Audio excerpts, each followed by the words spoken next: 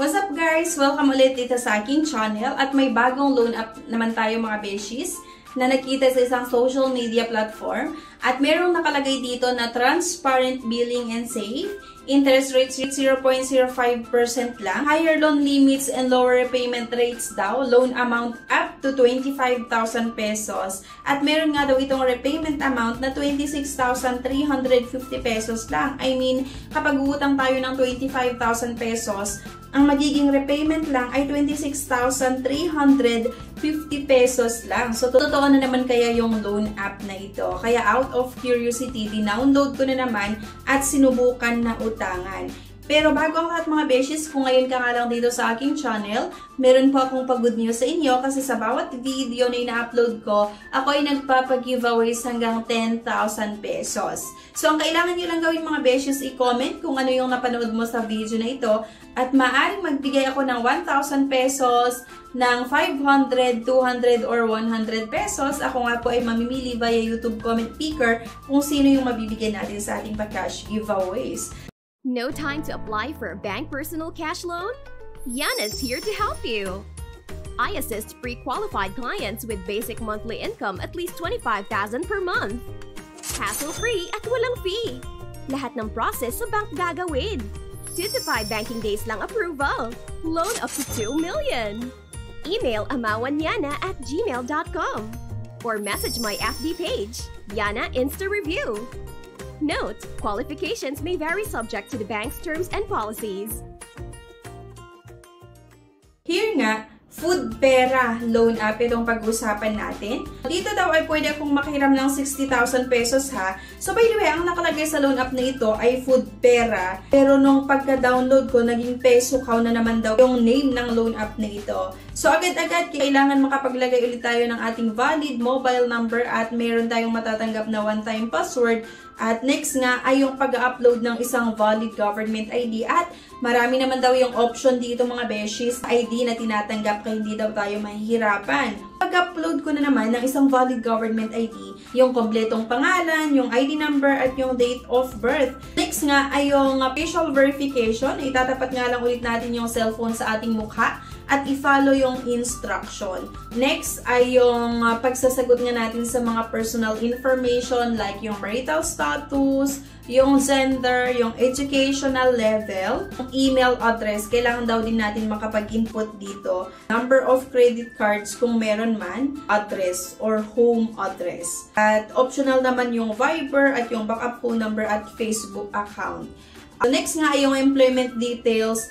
Saan daw ba tayo nagtatrabaho? Yung business name at yung business address. Kailangan daw din natin masagutan ito. So, magkaiba yung home address at yung business address. Kasi itong business address nga kung saan daw ba tayo nagtatrabaho. Years of employment. Ilang taon daw ba tayo nagtatrabaho? Yung occupation at monthly earnings. Then yung payday at business phone number. Medyo marami yung tinatanong ng loan app na ito na kailangan nating sagutan bago makautang daw sa loan app na ito. Then, emergency contact agad-agad. Ito na naman tayo mga beses ko ha. So, pinapaalalahanan ko na naman kayo ha sa paglalagay ng personal references na usually sa naging experience ko sa iba't ibang mga loan app, yung nilagay ko na personal references kapag due date or nag-post due yung loan application and then hindi pa nababayaran yung utang, ay kasama yung mga personal references na binubulabog ng iba't ibang mga loan app.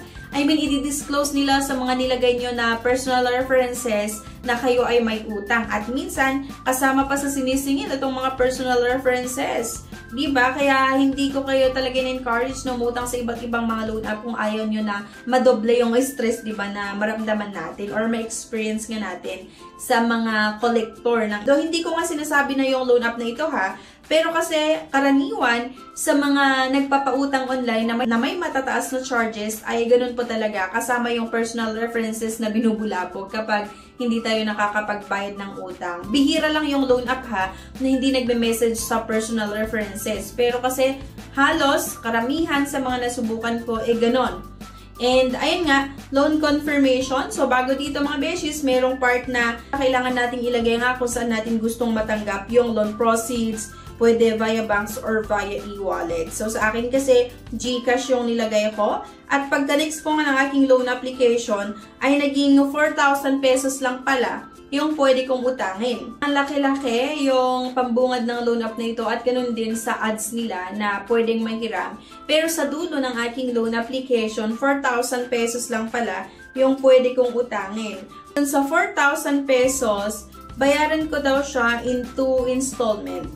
So, ang unang-una ay kailangan kong magbayad sa June 12, 2025. At next nga ay sa October 5, 2025. So, parang mahaba yung in-offer na loan terms, pero hindi po totoo itong mga beses ko ha. Kasi kung mapapansin nyo dito, first payment ko ay sa June 12, 2025 at kailangan kong magbayad agad-agad ng 3,960 na katumbas ito ng halos buo ng ipapautang nila. So, dun sa 4,000 pesos nga na utangin ko daw, merong 2 terms na in-offer. Ang una ay sa 6/12/2025, which is 6 to 7 days lang. Kailangan kong magbayad ng 3,960. Sa 10/5/2025, ang babayaran ko lang ay 40 pesos. Ay nag-iwan lang sila ng 40 pesos na babayaran ko sa October para masabi na mahaba yung payment terms. Pero kasi hindi totoo yun. 6 to 7 days lang talaga yung payment terms kasi dito nga, sa first payment ko na sa June 12, 2025, kailangan kong magbayad agad-agad ng 3,960 pesos. Diba? Isang loan app na naman mga beshes na hindi maaasahan utangan at hindi magandang i-consider utangan talaga ha.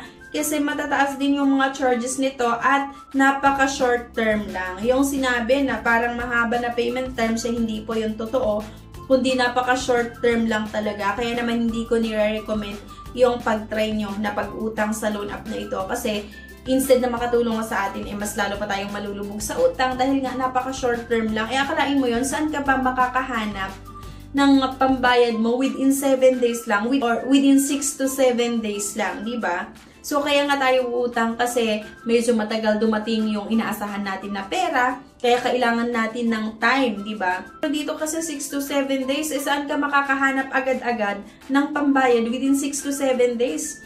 Di ba? Tapos magbabayad ka ng 4,000 pesos. Usually sa atin, di ba? Or karamihan sa atin, minimum or below minimum yung sinasahod, di ba? Sa isang araw, hindi tayo makakabuo agad ng 4,000 within 7 days or 6 to 7 days lang. Okay?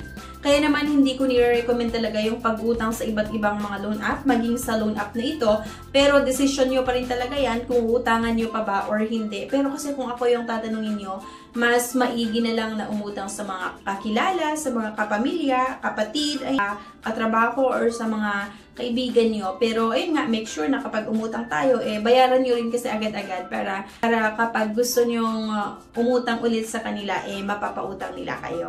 Okay? So yun lang mga beshies. Sana makatulong yung video na ito sa inyo para makapag-decide kung utangan nyo pa ba itong food pera or hindi. So, akalain mo yun, food pera, parang hindi siya related sa utang. So, ayan, thank you guys for watching. Please don't forget to click the subscribe button. Sana i-like nyo din po yung video at huwag nyo kalimutan na i-share. Thank you at see you sa aking next vlog. Bye!